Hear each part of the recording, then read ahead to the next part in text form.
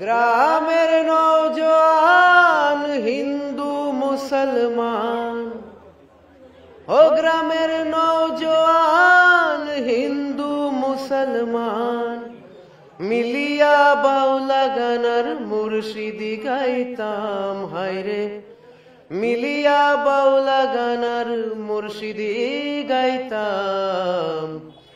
আগে কি সুন্দর দিন কাটাইতাম আমরা, আগে কি সুন্দর দিন কাটাই। এখন চলে যাচ্ছি বলতে একরকম যাওয়ার ব্যবস্থা তো করে দিয়েছে গভর্নমেন্ট, আর এসআইআর, তারপর আপনার ওই ইন্ডিয়া বাংলাদেশের মধ্যে একটা ঝামেলা তো চলছে। আমি এসছি প্রায় 20 বছর আগে। 20 বছর? তারপর কি করতেন এখানে? আমি কিছুই করতাম না, আসলে আমি তখন ছোট ছিলাম। আচ্ছা। বাবা মা তারা আমাকে নিয়ে এসেছিল চোখের ডাক্তার দেখাবে বলে। আচ্ছা। তো তাদের হয়তো একদিক দিয়ে মনে হয়েছিল যে এখানে চোখের ডাক্তার দেখালে হয়তো ঠিক হয়ে যাবে, আচ্ছা। সেই কারণে নিয়ে আসা। তারপর আর যেতে পারিনি, যেহেতু ইনলিগাল ভাবে এসেছিলাম। আচ্ছা, ভিসাতে আসেন? না না, তো তারপর থেকে এখানে রয়ে গেছি। জীবিকা বলতে বাবা যে কাজ করতো সে কাজই করবে, আর আমি গান শিখেছিলাম, যদি কিছু করতে পারি তা দিয়ে চেষ্টা করব। বাবার কাছ থেকে শুনি সেই সময়তে প্রায় 2000 টাকার মতো নিত এক একজন। হ্যাঁ হ্যাঁ, গান এখন যে পরিস্থিতি চলছে এখন গোটা পৃথিবীতে, ধর্ম নিয়ে লড়াই, তো সেই ক্ষেত্রে একটা বাউল গান যেমন আমরা শুনেছি ছোটবেলায়, হয়তো সবাই শুনেছে। গ্রামের নওজোয়ান হিন্দু মুসলমান, ও গ্রামের নওজোয়ান হিন্দু মুসলমান, মিলিয়া বাউলা গানার মুর্শিদি গাইতাম হায়রে, মিলিয়া বাউলা গানার মুর্শিদি গাইতাম। আগে কি সুন্দর দিন কাটাইতাম আমরা, আগে কি সুন্দর দিন কাটাইতাম। নাম কি? আমার নাম মেহেদি হাসান আহমেদ। আপনার বাড়ি কোথায়? কলকাতায় কোথায় থাকতেন? কলকাতায় আমি ইয়েতে থাকতাম, হুগলিতে। হুগলিতে? হুগলি। আর বাংলাদেশে কোথায়? বাংলাদেশে যশোর। যশোর। কত বছর আগে এসেছিলেন? আমি এসছি প্রায় 20 বছর আগে। 20 বছর? তারপর কি করতেন এখানে? আমি কিছুই করতাম না, আসলে আমি তখন ছোট ছিলাম। আচ্ছা। বাবা মা তারা আমাকে নিয়ে এসেছিল চোখের ডাক্তার দেখাবে বলে। আচ্ছা। তো তাদের হয়তো একদিক দিয়ে মনে হয়েছিল যে এখানে চোখের ডাক্তার দেখালে হয়তো ঠিক হয়ে যাবে, আচ্ছা। সেই কারণে নিয়ে আসা। তারপর আর যেতে পারিনি, যেহেতু ইনলিগাল ভাবে এসেছিলাম। আচ্ছা, ভিসাতে আসেন? না না, তো তারপর থেকে এখানে রয়ে গেছি। বাবা মা কি প্রয়াত? না না, এই তো পিছনে মা বসে আছে, বাবা আচ্ছা, দেখে বাইরে আছে। আচ্ছা, তো তারপর এখন চলে যাচ্ছেন কেন? এখন চলে যাচ্ছি বলতে একরকম যাওয়ার ব্যবস্থা তো করে দিয়েছে গভর্নমেন্ট, আর এসআইআর, তারপর আপনার ওই ইন্ডিয়া বাংলাদেশের মধ্যে একটা ঝামেলা তো চলছেই। এবারে এই কারণেই চলে যাওয়া। কতজন এসেছিলেন আর কারা কারা যাচ্ছেন? এসছিলাম বলতে আমাদের ফ্যামিলির 3 জনই এসছিলাম। যাচ্ছি তো এখন অনেকজন আছি, যেমন আমার কাকার একটা ছেলে রয়েছে পাশে দাঁড়িয়ে, আরো সবাই আছে। তো ওখানে আপনার বাংলাদেশের বাড়িঘর আছে? হ্যাঁ, বাড়িঘর আছে বাংলাদেশে? হ্যাঁ বাড়ি আছে, হয়তো কিছুটা ভেঙে পড়েছে, হবে ঠিক করতে হবে সেটা গিয়ে। এখন কি ওখানে জীবিকা হবে কিছু ঠিক করেছে? জীবিকা বলতে বাবা যে কাজ করতো সে কাজই করবে, আর আমি গান শিখেছিলাম, যদি কিছু করতে পারি তা দিয়ে চেষ্টা করব। আচ্ছা, আর এখানে মানে যখন বাবা মায়ের সাথে এসেছিলেন কিছু শুনেছিলেন যে আপনার কি দালাল মারফত ঢুকেছিলেন? কিছু এজেন্ট থাকে। ওই কত কি নিয়েছিল তখন সেই সময়? বাবার কাছ থেকে শুনি সেই সময়তে প্রায় 2000 টাকার মতো নিত এক একজন। হ্যাঁ হ্যাঁ, এক একজনের 2000 টাকা। আমরা এসছিলাম, কি বড় একটা নাম বলো, ভোমরা টাইপ এরকম টাইপের কি একটা নাম বলেছিলাম, আমার অতটা মনে নেই। হ্যাঁ, এখন কথা হয়েছে ফেরত যাওয়া নিয়ে বিএসএফের সাথে? না, আমি তো এখনো কথা বলিনি। ওনারা যখন মনে করেন, যেমন আমরা 2 দিন ধরে বসে আছি, এসে কাল এসছি, কাল ভোরে, কাল থেকে এখানে রয়েছি। বিএসএফ এর সাথে এখনো কোনো রকম কথা হয়নি, বলছে লাইন আসলে নেবে, নাম্বার আসলে আসি দেয়। নাম লিখেছে? জানি না, নামটাম কিছু তো লেখাইনি। কি জানি, পরপর নিয়ে যাচ্ছে মানুষকে যারা বসে থাকছে।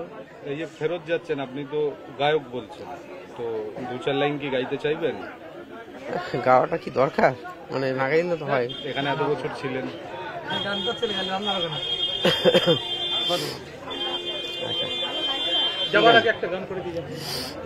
গান এখন যে পরিস্থিতি চলছে এখন গোটা পৃথিবীতে, ধর্ম নিয়ে লড়াই, তো সেই ক্ষেত্রে একটা বাউল গান যেমন আমরা শুনেছি ছোটবেলায়, হয়তো সবাই শুনেছে।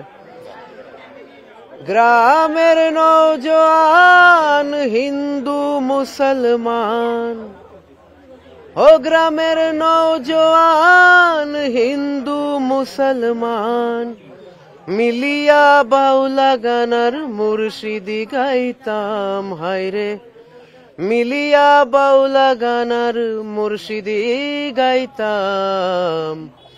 আগে কি সুন্দর দিন কাটাইতাম আমরা, আগে কি সুন্দর দিন কাটাইতাম।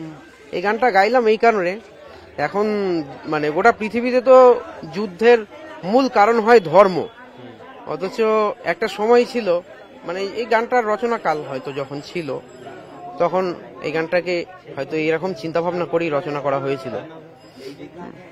অনেক অনেক ধন্যবাদ। কলকাতায় আমি ইয়েতে থাকতাম, হুগলিতে। হুগলিতে? হুগলি। বাংলাদেশে কোথায়? বাংলাদেশে যশোর। যশোর। কত বছর আগে এসেছিলেন? আমি এসেছি প্রায় 20 বছর আগে। 20 বছর? তারপর কি করতেন এখানে? আমি কিছুই করতাম না, আসলে আমি তখন ছোট ছিলাম। আচ্ছা বাবা মা তারা আমাকে নিয়ে এসেছিল চোখের ডাক্তার দেখাবে বলে। আচ্ছা তো তাদের হয়তো একদিক দিয়ে মনে হয়েছিল যে এখানে চোখের ডাক্তার দেখালে হয়তো ঠিক হয়ে যাবে, আচ্ছা সেই কারণে নিয়ে আসা। তারপর আর যেতে পারিনি, যেহেতু ইনলিগাল ভাবে এসেছিলাম। আচ্ছা, ভিসাতে আসেন? না না, তো তারপর থেকে এখানে রয়ে গেছিলাম। বাবা মা কি প্রয়াত? না না, এই তো পিছনে মা বসে আছে, বাবা আচ্ছা, দেখে বাইরে আছে। আচ্ছা, তো তারপর এখন চলে যাচ্ছেন কেন? এখন চলে যাচ্ছি বলতে একরকম যাওয়ার ব্যবস্থা তো করে দিয়েছে গভর্নমেন্ট, আর এসআইআর, তারপর আপনার ওই ইন্ডিয়া বাংলাদেশের মধ্যে একটা ঝামেলা তো চলছেই, এবারে এই কারণেই চলে যাওয়া। চলে যাও। কতজন এসেছিলেন আর কারা কারা যাচ্ছেন? এসছিলাম বলতে আমাদের ফ্যামিলির 3 জনই এসছিলাম, যাচ্ছি তো এখন অনেকজন আছি, যেমন আমার কাকার একটা ছেলে রয়েছে পাশে দাঁড়িয়ে, আরো সবাই আছে। তো ওখানে আপনার বাংলাদেশের বাড়িঘর আছে?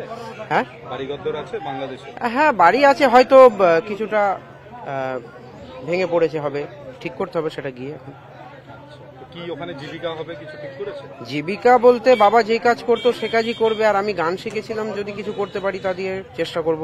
আচ্ছা, আর এখানে মানে যখন বাবা মায়ের সাথে এসেছিলেন কিছু শুনেছিলেন যে আপনার কি দালাল মারফত ঢুকেছিলেন? কিছু এজেন্ট থাকে, ওই কত কি নিয়েছিল তখন সেই সময়? বাবার কাছ থেকে শুনি সেই সময়তে প্রায় 2000 টাকার মতো নিত এক একজন। হ্যাঁ হ্যাঁ, এক একজনের 2000 টাকা করে। আমরা এসেছিলাম কি বড় একটা নাম বলো, ভোমরা টাইপ, এরকম টাইপের কি একটা নাম বলেছিল, আমার অতটা মনে নেই। হ্যাঁ, এখন কথা হয়েছে ফেরত যাওয়া নিয়ে বিএসএফের সাথে? না, আমি তো এখনো কথা বলিনি। ওনারা যখন মনে করেন, যেমন আমরা 2 দিন ধরে বসে আছি এসে, কাল এসছি, কাল ভোরে, কাল থেকে এখানে রয়েছি। কি বলছি কোনো বিএসএফ কি বলছে? বিএসএফ এর সাথে এখনো কোনো রকম কথা হয়নি, বলছে লাইন আসলে নেবে, নাম্বার আসলে আসি দেয়। নাম লিখেছে? জানি না, নামটাম কিছু তো লেখাইনি, কি করে কি জানি পরপর নিয়ে যাচ্ছে মানুষকে যারা বসে থাকছে।